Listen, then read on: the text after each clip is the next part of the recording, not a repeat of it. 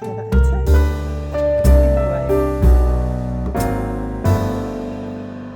everybody, welcome back to another video, and if you're new here, welcome.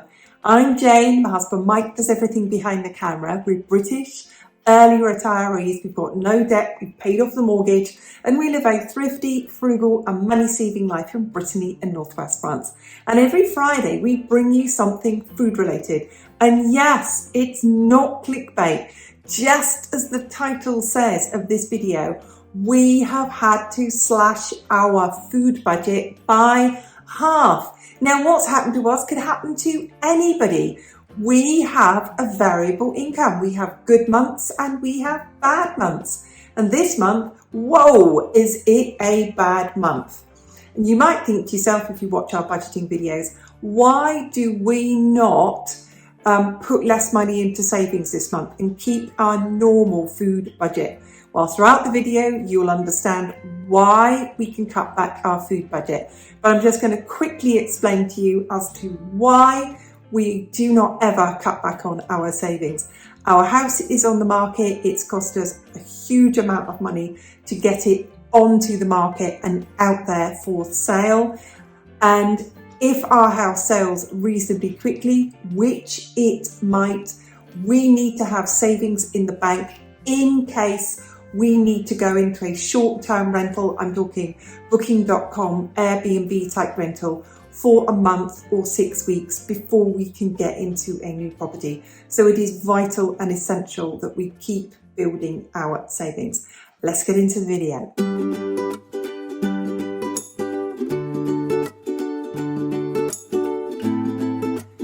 So our normal supermarket budget is €400. That's for all food, all drink, all toiletries, all cleaning products, all laundry products, bathroom tissues, absolutely everything. And this month it is €200. So if you're in the position like me where something's happened, maybe your hours at work have been cut. Maybe you've been sick this month and you've not got full pay. Maybe you've got a job and a side job, but the side job has just evaporated. Maybe you've had to use all your emergency fund this month and you need to top that up as quickly as possible, and you're prepared to go to some lengths to do that. And cutting back any discretionary spending, cutting back on food spending is maybe possible for you. So there we are. We've decided that we're going from 400, we're going to 200, and I'm going to go through the strategy that I'm going to do. Number one is to explain to you that I'm in a lucky position that I have food in the house. I'm now going to show you the stock check of everything I've got in the house. I'm not going to show you a stock check of the non-food items, just the food items. Watch the stock check.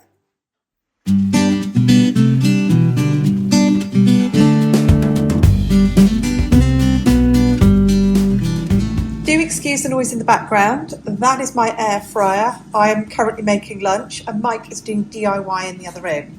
So, in going through my cupboard of every single last bit that I can pull into my food supply for this month, normally I buy coffee pods and I use 2 of them at a time, and it costs me about 12 to 15 cents per cup of coffee.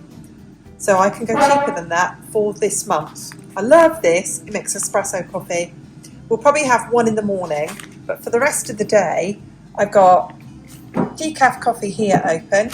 I've got regular coffee here open. Ooh, don't fall over. I've got super strong coffee here open. I have got regular instant coffee there, and I've got lots of fruit herbal teas that I can drink in the evening. So there's an example of how I'm going to stretch my food budget this month from 400. So I'm only going to have 200 this month. I am literally going to take things out of the supplies. And you're thinking here, your powdered milk. It's not really a big saving, but once it's open, which it is, because I use it in bread making in my bread machine, it doesn't keep so well. So what I'll do with it is, if we have instant coffee, we can just shove in a spoonful of milk powder. It's no big saving. It works. That is €2.09 for 3 litres. or I can buy milk for €1 a litre for 66 cents a litre. It's not a big saving. It's a savings, but not a big savings. So something else I've pulled out of the cupboard, I've had this years, sat in the cupboard, and I've got jam sugar as well. Now this is to be made with regular sugar, but if you make it with jam sugar, which I've got lying around, this will stretch as half again. So this makes 6 jars of jam, but I reckon with the jam sugar and some extra water, I can make this up to 9 jars of marmalade.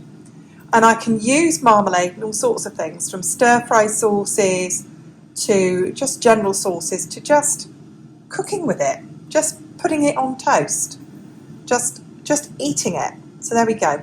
There's an example of things that we're going to be doing this month to get us through this month, which is 1 month only, hopefully, she says, crossing her fingers, 1 month of reducing our food budget from 400 to 200. So I've got a pretty average looking stock cupboard here. Not a lot in it. I'm not massively stocked at the moment, but I've got a stock cupboard. So let's have a go and look for meals. So I'm going through this, I'm looking for meals, and I'm going straight over here.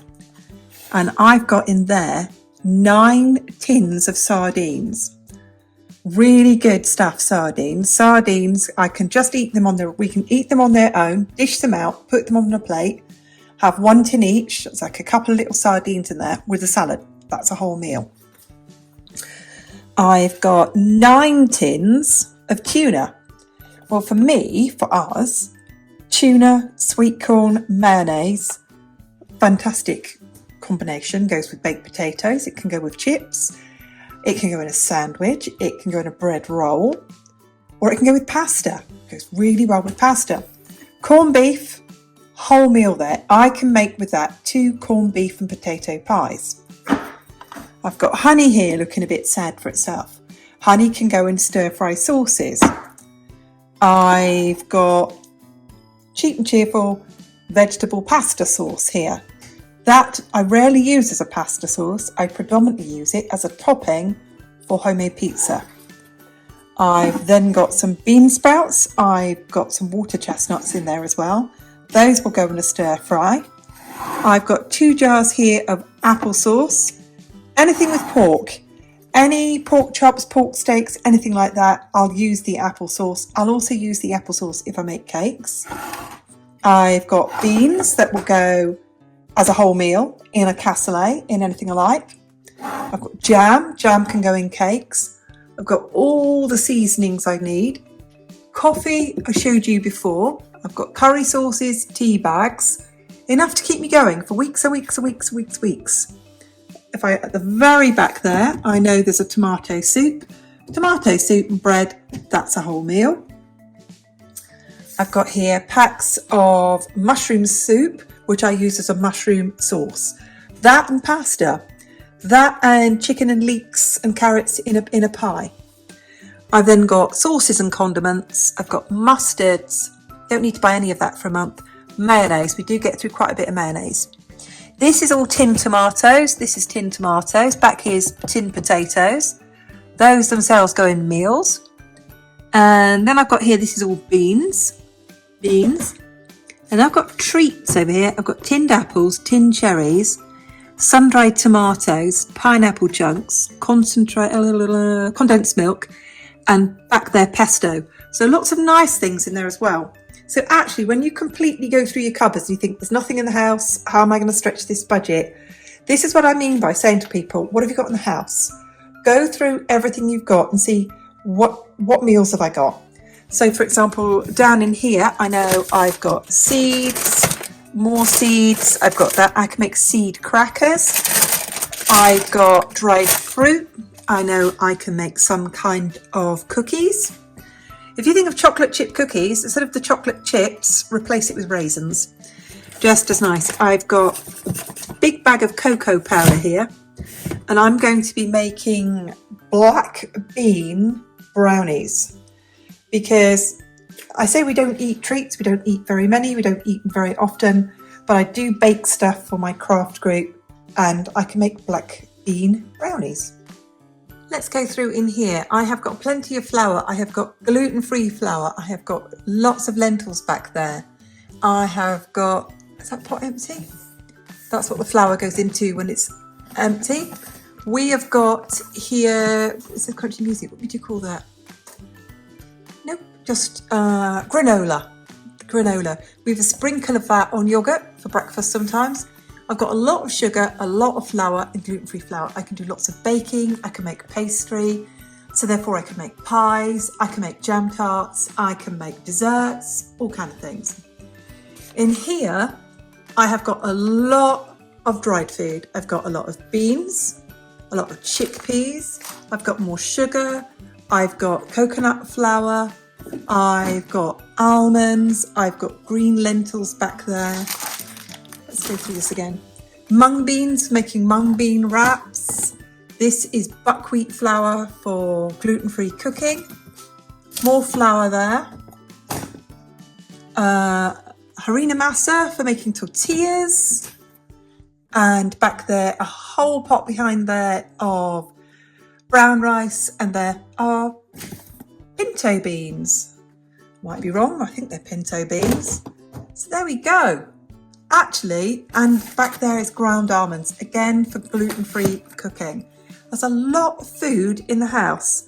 And we come down to here, this is all pasta. So I've got my gluten-free pasta, my gluten-free flour, and then my gluten-free lasagna. But then I've got more lasagna, spaghetti, pasta. There's a lot of meals in this house. I've even gone to the depths of the other pantry cupboard. So I've got some homemade pickles. I've got some homemade plum jam. I found some homemade, bit of dust on it, you see, homemade apricot jam. I've got 2 pots of blackberry jelly. I found some spicy plum sauce, some canned apples, and some apple and ginger chutney.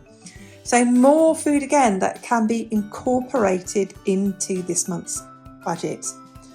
Things like the spiced plum jam will get used for making stir-fry sauces. That, mixed with vinegar, will literally, vinegar and corn flour and water will literally make a sweet and sour sauce. This one here, so where is it? This one here actually makes a stir-fry sauce in itself. Once opened, it will keep in the fridge for up to a month. Things like the blackcurrant jelly, jam tarts, Bakewell tart, generally in cake, and the apple and ginger chutney, really good thing to have on a cracker with cheese for an evening meal. So I'm taking you now to my freezer in the basement, and I know full well in here I've got 5 packs of beef mince, ground meat.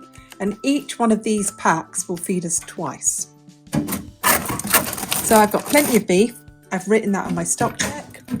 In here, I've got lardons, I've got pate, I've got cheese sauce, I have got cheese. This is Emmental cheese slices. Lots of food in there as well. Lots of things in there that go on things like the lardons will go in things like casseroles, quiches. In here, big packs, I've got some filet mignon, which is fillet of pork. I have got belly pork. I have got sausages.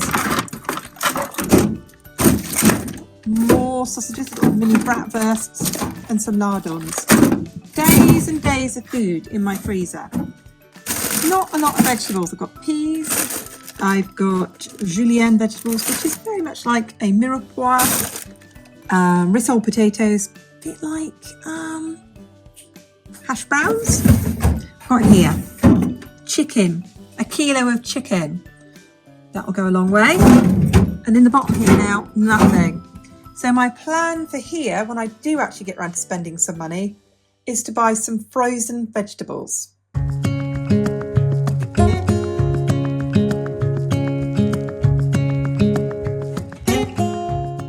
Okay, so you saw everything that we've got in the house, everything that we can eat. We've got another little freezer that's got bits and pieces in it, some leftovers, some cheese, there's some butter in there, there's some vegetables in there, but they're all factored into this week's meal plan. So that's the first part. I'm doing my stock check, and then I start looking at the ordinary things that we can eat. And then I start looking at the extraordinary things that we can eat. I don't eat gluten, so I'm thinking about things that we can eat. We're not big snackers, but I'll tell you this, if there is nothing sweet, nice or snacky in the house, that's when you want it. So I'm looking at things that I can make. So I showed you that I've got tons of chickpeas. I like to make chickpea cookies. They're like chocolate chip cookies, but made with chickpeas. But I don't have any chocolate chips, so I will put raisins in them. Another thing is to make things like black bean brownies. They are much nicer than they sound, I promise you. Other things, for example, making things like seed crackers. Other things such as making any kind of desserts or treats. So when I showed you in the cupboard that I had pineapple, that could be a pineapple upside down cake. I showed you I had tinned cherries. I could make some kind of a clafoutis, which is like a cherry dessert. So I'm also factoring in here things that we can make to get us through this month. Because like I said, if you have no means or access to any kind of sweet treats, that is when you want them. The other one is making oat bars with oats. I'll try and see if I can squeeze some dates into my budget and make some kind of dates, applesauce and oat bars as well. I've also got honey in the cupboard. I notice I've got maple syrup in that cupboard as well. I think we are absolutely covered for meals, and we're also covered for sweet treats as well. Let's get a bit more detail for you.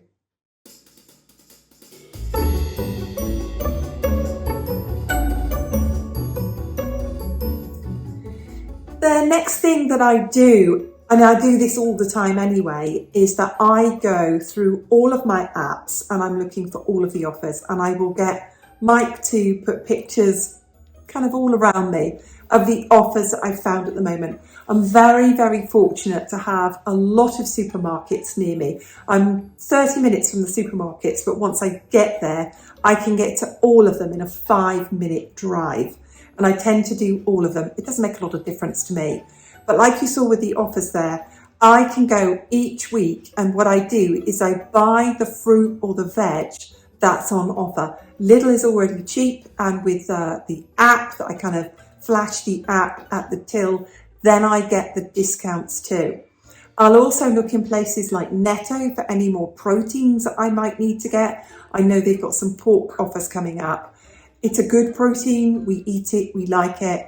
I'll also keep my eyes open for any chicken pieces too. I can usually get chicken thighs, chicken legs for around €3 to €4 a kilo. I then just cook those, like I steam them until they're cooked all the way through in my Instant Pot, and then I just strip all the meat off, and then I've got the stock in there as well that I can then use for making things like chicken soup, that I can use with lentils and frozen vegetables. Let's talk about now how I'm going to split my grocery budget.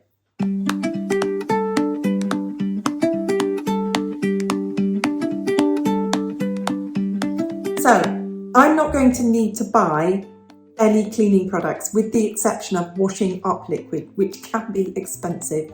I don't need to buy any toiletries with the exception of some hair conditioner. Got long hair, I do get through a lot of hair conditioner. I wash my hair every other day. You can see here, it frizzes. I've got quite frizzy hair. So I do get through, and the ends of it frizz as well. So I do get through quite a bit of hair conditioner. I'm good for things like moisturizers and cleansers and stuff. So I'm thankfully very well stocked up on all of those things. So it's just going to be food is all we're going to have. So 50 a week. And I'm going to split that. I'm going to split it into the 25 for the things like milk, for cheese, for bread, those type of things, or any gluten-free products that I eat instead of bread. I tend to make things like gluten-free pancakes, or like I do with the rice, I beg your pardon, I sometimes eat rice crackers as well. I have that instead of bread. So that'll be in 25, and the other 25 is going to be for fresh ingredients, the fruit and the veg that is on offer. I always aim, whatever our budget is, to keep 10% back. So each week I will aim for €5 a week that I can use on any offers. And those will mainly be for proteins, any meat that I see reduced, or maybe even any fish that I see reduced.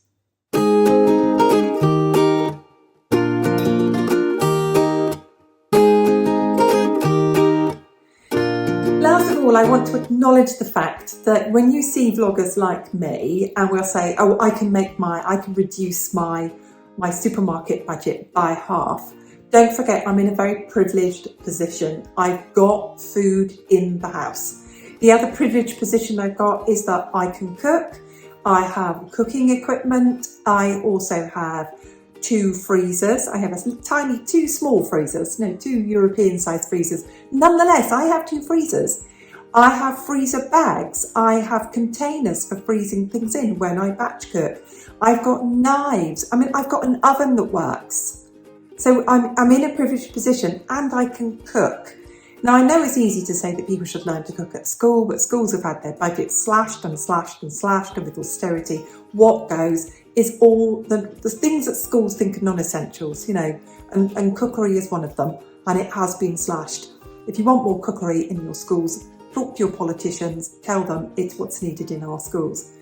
Anyway, I can cook, I think anybody can cook. We've got the teachers of the world out there, with Google, with TikTok, with Instagram, and with YouTube as well. If I ever want to learn to make something, for example, black bean brownies or chickpea cookies, I go to YouTube and look for a tutorial.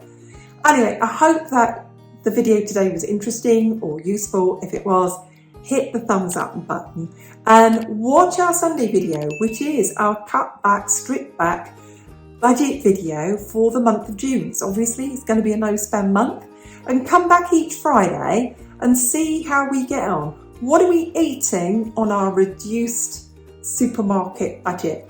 Can I be creative? Because one thing I do know from having quite a tiny tight budget in the past, it can get boring and you have to be creative. Thanks for watching. We'll see you on the next video. Bye for now.